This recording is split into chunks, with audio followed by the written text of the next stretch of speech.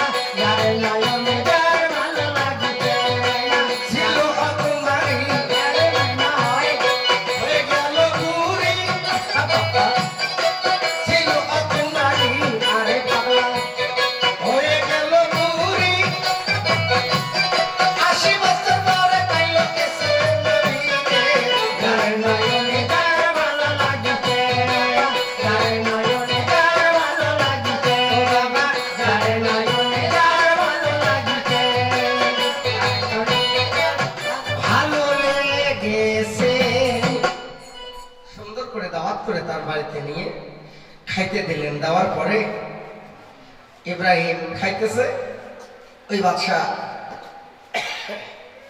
পাশে বসে বলছে, বাবা ইব্রাহিম একটি কথা বলতে চাই তোমাকে, তুমি কথাটা রাখবে? ইব্রাহিম বলছে, হুজুর কি বলবেন বলেন। বলে, খাইতে পারছো বাবা, মিথ্যা বলা যাবে না, তুমি আমার কথাটা রাখবে? বলে, হ্যাঁ ঠিক আছে হুজুর। কি এমন কথা বলবেন আমি রাখতে পারবো না? ইনি মনে মনে ভাবলেন, এমন কি কথা বলবো, অন্য কোনো তো বলার না। এই কথা এক দুই করতে করতে হঠাৎ করে তাকে জিজ্ঞাসা করলেন, বাবা তুমি কথা দেবে আমার একটা কথা? বলে, হ্যাঁ বলেন, কি বলবেন? তুমি যা বলবে আমি তাই মেনে নেব। সঙ্গে সঙ্গে বলছে, ঠিক আছে বাবা, আমার ঘরে আল্লাহ একটা মেয়ে দিয়েছে, নাম তার শাহেরা, এই শাহেরাকে তুমি নেকাহ করো। এই কথা বলার পরে ইব্রাহিম খলিলুল্লাহ বলছে, সর্বনাশ, আমি আগে একটা বিয়ে করছি, এখন আর একটা বিয়ের কথা বলে, এটা কি করে সম্ভব? বলছে, হুজুর আমি তো বিয়ে করছি আগে। বলে, বাবা একটা পুরুষ 10টা নারীকে বিবাহ করতে পারে, 10টা নারী দিয়ে ঘর করতে পারে, কিন্তু একটা নারী 2টা স্বামীর ঘর করতে পারে না। ঠিক আছে, কথা দিলাম আমি শাহেরাকে বিয়ে করব। দ্বিতীয়তে শাহেরাকে বিয়ে করলেন ইব্রাহিম। হায়, বিয়ে করে কিছুদিন যাওয়ার পরে তার শ্বশুর বাড়ির থেকে বিদায় খানা নেয়। বিদায় নিয়ে বলছে, শ্বশুর আব্বা বলি যে আপনারে এই মুহূর্তে চলে যাব আমি আমার আপন ঘরে, মানে বড় বেটি যেখানে জাহাজের সেখানে যাব। তখন বলছে, ঠিক আছে বাবা, তুমি শাহেরাকে আজকে নিয়ে চলে যাও। শাহেরাকে সঙ্গে করে নিয়ে আজকে ধীরে ধীরে চলছে। ওই এবার দেখো মিশরের দিকে, মিশর থেকে ফিলিস্তিনে রওনা দিল। যখন ফিলিস্তিনের দিকে দেখো রওনা যে দেয়, স্বামী যাচ্ছে আগে আগে, পিছে পিছে বিবি শাহেরা। বিবি শাহেরা পিছিয়ে পিছিয়ে যায়, স্বামী তার আগে আগে যায়।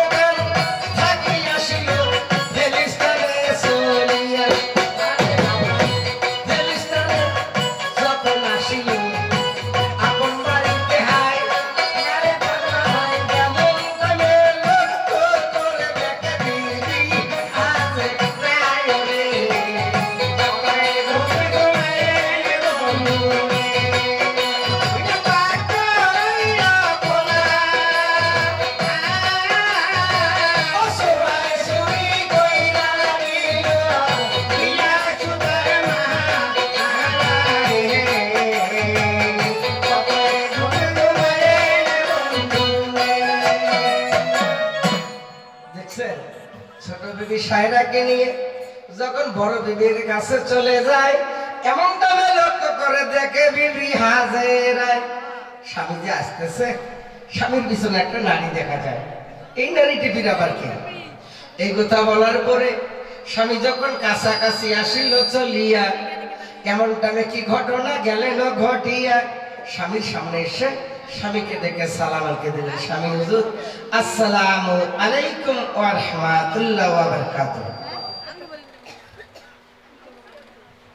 কি ভাই তোমার স্বামী বাড়িতে আছে?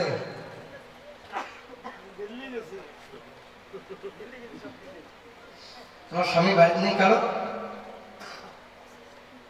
হ্যাঁ আছে, যার যার আছে তাই তাই করবে না, যার যার দিল্লি বোম্বাই রাজস্থান পাকিস্তান হিন্দুস্তান আছে।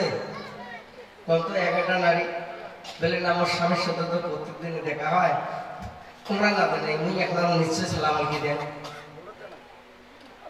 দেন।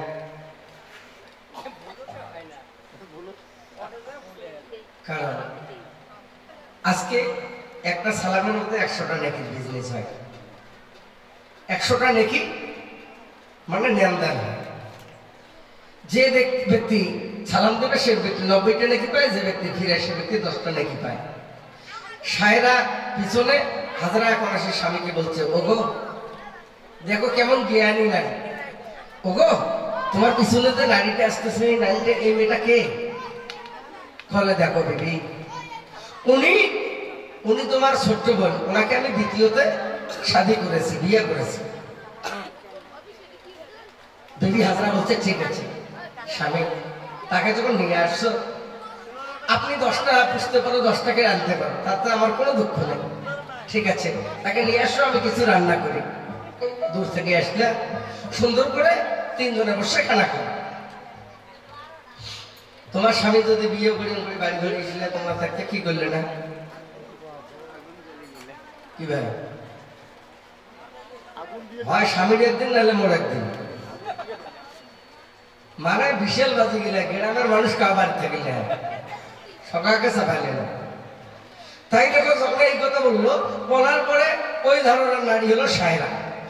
যখন ওই যে স্বামীর কানে কানে কথা বলে গেল, সায়রা এখন বলতেছে, স্বামী গো, যে নারীকে তোমার কানে কানে কথা বললে নারীটা কে? বলে উনি তোমার বড় বোন, ওনাকে আমি আগে বিয়ে করেছি। বলে কি? এই তো আগুন জ্বলে যাবে। বলে আমার কপালে তাহলে সতীন না, এটা সহ্য করা যায় না। সারা মনে মনে চিন্তা করতেছে, যার যখন কাজটা হয়ে গেছে কেমন করে কাছ থেকে ভাগা যায়। তখন কি করে, সতীনে দেখো বৈরি কেমন হয়ে যায়, স্বামী পাওয়ার জন্য তখন কি করে, কবিরাজ ডাক্তার খুঁজবে ধরে। কোনটা কবিরাজ পায়? ৮০ গেলা কোন বলে যদি আগেরটা বেশি ভালো না বসে পরেরটা ঘর বসে, তখন কবিরাজ মশাই বেরিচ হয়, বেরিচ ঘরে ধরে। দেখতো মোর স্বামী লোক বেশি ভালোবাসে না, ওই পাঁচক যেটা ওইটা ধরিয়ে আলাপ হলাম, মোট স্বামী মোড়া এতে করে দিতে পারবে নাকি? কবিরাজ এই কথা শুনে গেল, এক মাথা খারাপ কথা, স্বামীকে নেই এমন ওষুধ দিন স্বামীর বাপ পর্যন্ত কথা শুনবি। বেরিচ কথা শুনে নিয়ে বলে কথা পাকা? বলে হ্যাঁ কথা পাকা, লাগবে ৩০০০ টাকা। হ্যাঁ, বেরিচর বর্তমানে আমার খুব সুখ হয়েছে। কেমন সুখ হয়েছে? ওই যেমন আমার মামা আছে, মামার মা কয় কিছুদিন আগে শ্বশুরকে বাঁচিয়েছিল, তাতে কইছে কি জানেন, যাক মমতা ব্যানার্জি লক্ষ্মীর ভান্ডার দিবে লাগছি ১০০০ টাকা। যদি কোনো মতে শোনার এই বিবেটা মধ্যে ফির দ্বিতীয় ভাতা পানো ১০০০ টাকা, তাহলে কত হলে না ২০০০ যদি হয় বেরিয়েছে আমাদের টাকা। আরো কিসের কত স্বামী নেই? কি ভাই স্বামীর দরকার আছে?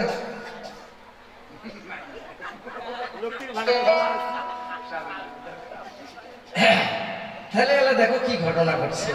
এমন ভাবে দুইজনে খুব এবার দেখো ভালোবাসা দেখাচ্ছে, সায়রা হাজরা ভালোবাসা দেখাচ্ছে, দুইজনে খুব মিলে চলছে।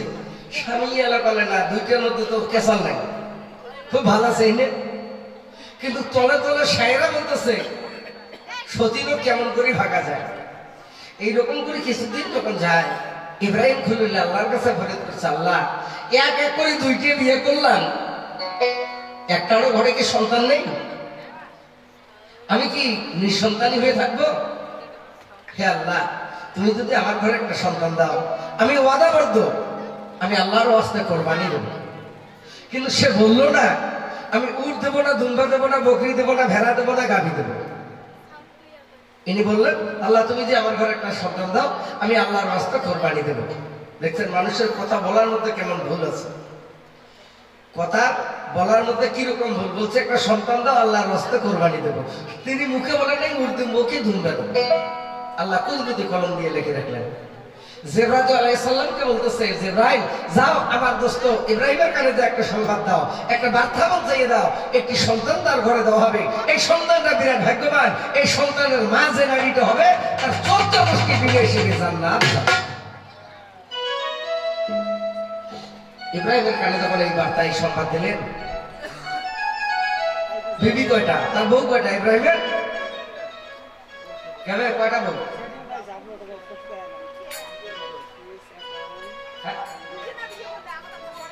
হ্যাঁ হ্যাঁ, এই দেখো একজন মাও জ্ঞান করে গান শুনেছে, এবারে মুখটা কিছু হলো না, আর বাকিগুলো জোর জোর করে কামবাড়ির খবরে নির্ণয় দেখতে নিচ্ছে।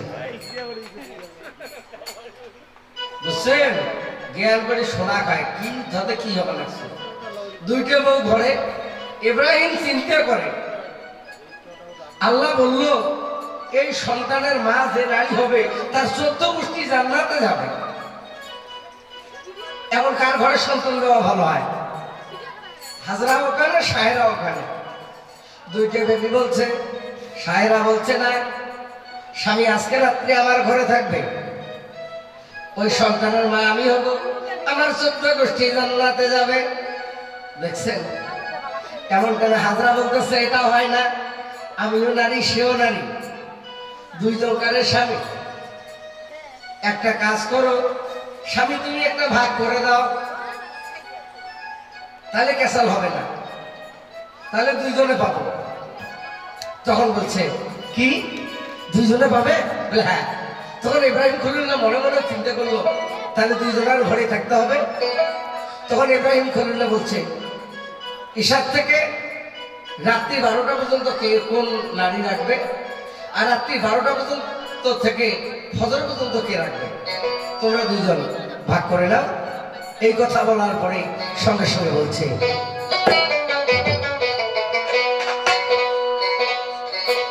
ওরে শোনো শোনো